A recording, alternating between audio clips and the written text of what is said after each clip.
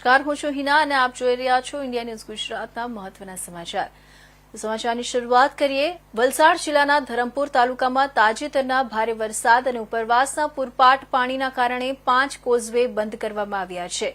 માર્ગ મકાન વિભાગની રવિવારના 3:30 કલાકે મળેલી આંકડાકીય વિગતો મુજબ હવામાન વિભાગે ભારે વરસાદની આગાહી કરી હતી. ભારે વરસાદ અને પાણી ફરી વળતા બામટીથી શીશવાળા જતા રસ્તાઓ પર આવેલા 5 નાના કોઝવે સુરક્ષાને જોખમ બની ગયા. તંત્ર દ્વારા જાહેર કરવામાં આવ્યું છે કે પાણી ઉતર્યા બાદ જ કોઝવે ફરી ખુલશે. લોકોને પાણી ભરાયેલા માર્ગો પરથી પસાર ન થવા અપીલ કરવામાં આવી છે. ધરમપુર તાલુકામાં પાણીના લેવલને ધ્યાનમાં રાખીને સ્થાનિક સત્તાઓ અને રાહત ટીમો તત્પર રહી છે. આમ વરસાદી પરિસ્થિતિને કારણે જિલ્લામાં રોડ નેટવર્ક પર અસર નોંધાઈ છે.